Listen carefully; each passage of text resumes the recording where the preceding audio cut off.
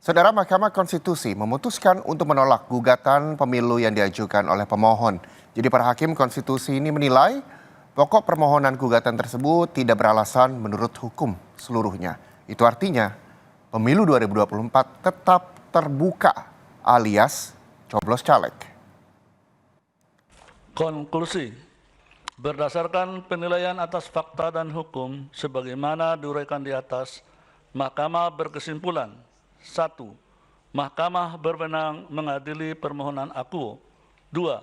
Para pemohon memiliki kedudukan hukum untuk mengajukan permohonan akuo. 3.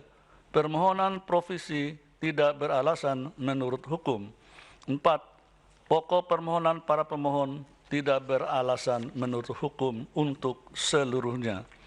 Berdasarkan Undang-Undang Dasar Negara Republik Indonesia tahun 1945 dan seterusnya, amar putusan mengadili dalam provisi menolak permohonan provisi para pemohon. Majelis Hakim Mahkamah Konstitusi, Saudara Arief Hidayat memiliki pandangan yang berbeda atau dissenting opinion dalam putusan gugatan pemilu yang diajukan pemohon. Menurut Arief, setelah 5 kali penyelenggaraan pemilu terbuka, perlu ada evaluasi.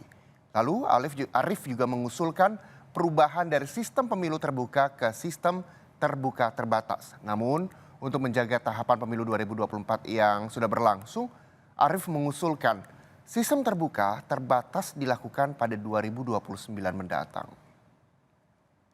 Setelah 5 kali penyelenggaraan pemilu diperlukan evaluasi, perbaikan, dan perubahan pada sistem proporsional terbuka yang telah 4 kali diterapkan, yakni pada pemilu 2024, saya ulangi, 2004, 2009, 2014, dan 2019.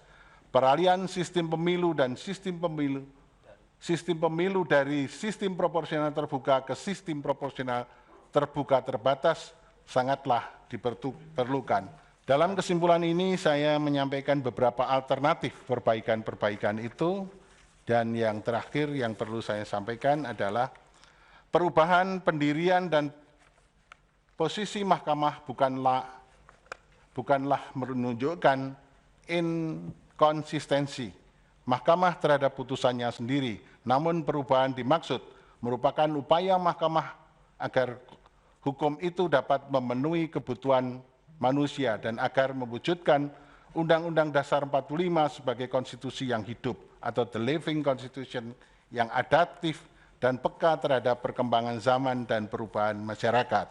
Selanjutnya dianggap telah dibacakan dalam rangka menjaga agar tahapan pemilu tahun 2024 yang sudah dimulai tidak terganggu dan untuk menyiapkan instrumen serta perangkat regulasi yang memadai, maka pelaksanaan pemilu dengan sistem usulan saya, sistem proporsional terbuka terbatas dilaksanakan pada pemilu tahun 2029.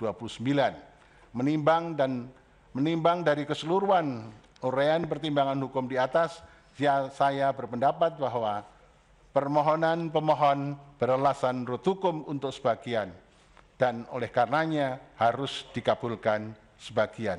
Demikian